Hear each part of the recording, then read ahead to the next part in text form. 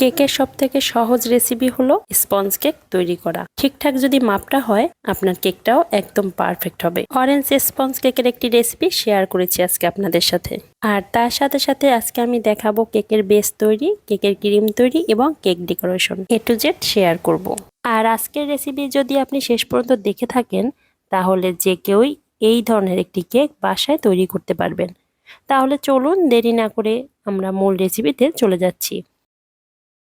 Cake তৈরি করার জন্য প্রথমে আমি শুকনো উপকরণ চেলে নিচ্ছি। এর জন্য প্রথমে নিয়ে নিলাম হাফ কাপ ময়দা আর সাথে দিয়ে দিচ্ছি 1/3 কাপ কর্নফ্লাওয়ার। স্পঞ্জ কেকে সবসময় কর্নফ্লাওয়ার দেওয়ার চেষ্টা করবেন, তাহলে কেক অনেক স্পঞ্জি এবং ময়েস্ট হয়। সাথে 3 টেবিল চামচ দিয়ে দিচ্ছি গুঁড়া দুধ। আর গুঁড়া দুধ আপনি স্কিপ করে যেতে পারেন, এটা শুধু টেস্টের জন্য ব্যবহার করেছি। আর 1 টেবিল চামচ দিয়ে দিচ্ছি বেকিং পাউডার। সব উপকরণ এখন খুব ভালোভাবে চেলে নিচ্ছি। শুকনো উপকরণ চেলে নেওয়া হয়ে গিয়েছে। এখন এই উপকরণ এক পাশে রেখে ডিম নিয়েছি, আর এখানে আমি 4টা ডিম ব্যবহার করব। যেহেতু আজকে আমি 2 পাউন্ডের কেক তৈরি করব, এই জন্য আমার 4টা ডিম লাগবে। প্রথমে ডিমগুলো আমি ভেঙে কুসুম আলাদা করে নিচ্ছি। আর এই কাজটা কিন্তু আমি হাত দিয়ে করে থাকি। আর ডিম কিন্তু অবশ্যই নর্মাল টেম্পারেচারের হতে হবে।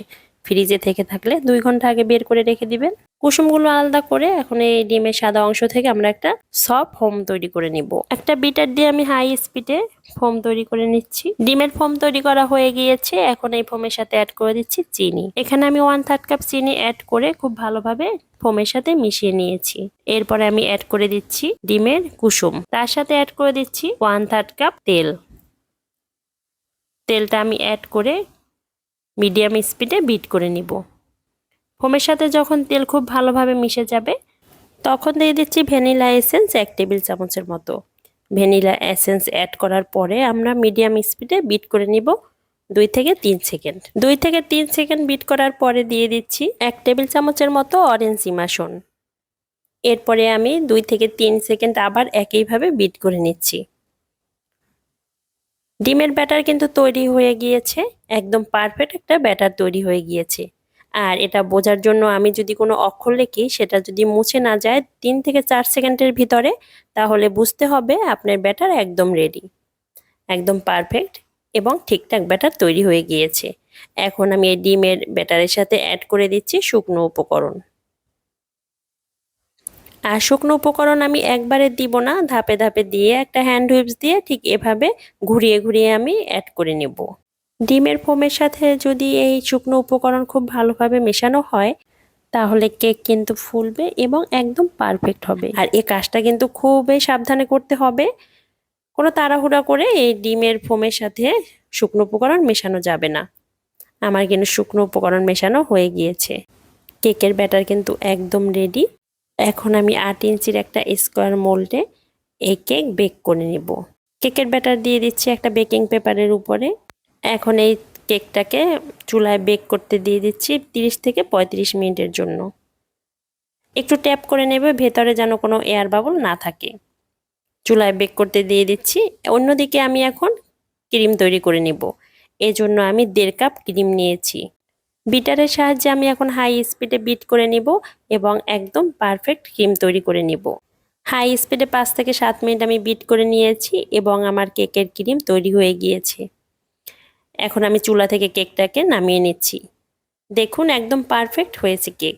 আর কেকটার ভেতরে কোনো কাঁচা নেই, যার কারণে এই কাঠিটা একদম ক্লিন এসেছে। তো কেকটা ঠান্ডা হওয়ার পরে আমি মোল্ড আউট করে নিয়েছি। এরপরে আমি এখন এই কেকটাকে কেটে স্লাইস করে নেব। আজকের কেকটাকে খুব বেশি হাইট করব না, এই জন্য আমি 3টা স্লাইস করে নিব। কেক স্লাইস করা হয়ে গিয়েছে। এখন আমি কেকটাকে ডেকোরেশন করার জন্য নিয়ে যাচ্ছি। তো কেক ডেকোরেশন করার আগে আমি এখানে সুগার সিরাপ দিয়ে নিচ্ছি। আর সুগার সিরাপ তৈরি করার জন্য 1/3 কাপ জলের ভিতরে আমি 3 টেবিল চামচ চিনি গুলিয়ে নিয়েছি। প্রথমে আমি সুগার সিরাপ দিয়ে আমি ক্রিম লাগিয়ে নিচ্ছি। একটা প্লেট নাইফ দিয়ে ক্রিমটা আমি খুব ভালোভাবে মিশিয়ে নিচ্ছি। এই তো একটা অংশে আমার ক্রিম লাগানো হয়ে গিয়েছে। এখন আমি এর উপরে দিয়ে দিচ্ছি অরেঞ্জ গানাশ। এরপর একটু ভালোভাবে মিশিয়ে নিচ্ছি। কেকের একটা অংশে ক্রিম লাগানো হয়ে গেলে আমি উপর থেকে আর একটা স্লাইস দিয়ে দিচ্ছি। একইভাবে সুগার সিরাপ অ্যাড করে আমি উপর থেকে ক্রিম লাগিয়ে নিচ্ছি। একইভাবে আমি সবগুলো কেকের গায়ে ক্রিম লাগিয়ে নিব এবং এই কেকে পুরোটা ক্রিম লাগানোর পরে আমি ক্র্যাপ কোটিং করে নিব। আর ক্র্যাপ কোটিং করার জন্য আমি আধা ঘন্টার জন্য এই কেকটাকে ফ্রিজে রেখে দিব। অল্প করে আমি ক্রিম লাগিয়ে নিয়েছি পুরো কেকটার গায়ে। এই তো কেক মোটামুটি রেডি হয়ে গিয়েছে। এখন আমি এটা ফ্রিজে রেখে দিচ্ছি। পড়ে যাবে তো কেক। ওকে ওকে পড়ে যাবে।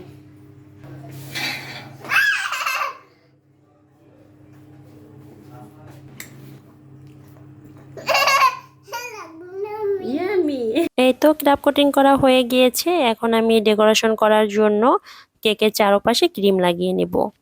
ক্রিম লাগিয়ে নিয়েছি এবং একটা কাঠ দিয়ে খুব ভালোভাবে ডেকোরেশন করে নেব। এবং ফিনিশিং করার জন্য আমি এই কাঠটা সবসময় ব্যবহার করে থাকি। আর কেকের উপরে আমি একটা প্লেট নাইফ দিয়ে একদম সমান করে নিচ্ছি। কেক মোটামুটি কাভার করা হয়ে গিয়েছে এবং খুব সুন্দরভাবে ফিনিশিং করে নিয়েছি। এখন আমি একটা জিগজ্যাগ কাট দিয়ে চারপাশে আমি একটা জিগজ্যাগ ডিজাইন করে নিচ্ছি। যেহেতু কেকটা একটু আমি কালারফুল করব, এই জন্য উপরে আমি পিঙ্ক কালার এবং পার্পল কালার দিয়ে আমি একটু কালারফুল করে নিচ্ছি। এবং পিঙ্ক আর পার্পল কালার অ্যাড করার পরে খুব সুন্দর একটা কালার হয়। কেকের উপরে আমি একটা জিগজ্যাগ ডিজাইন করে নিয়েছি। এই তো কেক মোটামুটি রেডি হয়ে গিয়েছে। এখন একটা 2D নজেল দিয়ে আমি কয়েকটা ডিজাইন করে নেব। আর এখানে আমি পার্পল কালারের কয়েকটা ফ্লাওয়ার দিয়ে দিলাম এবং একটা স্টার নজেল দিয়ে আমি পিঙ্ক কালারের কয়েকটা ডিজাইন করে নিচ্ছি। কেক কিন্তু মোটামুটি রেডি হয়ে গিয়েছে। আর আজকে ডিজাইন কেমন হয়েছে অবশ্যই আমাকে কমেন্টে জানাবেন। অনেক দিন পরে আপনাদের সাথে কেকের একটি ফুল রেসিপি শেয়ার করেছি। আশা করি অনেক ভালো লাগবে।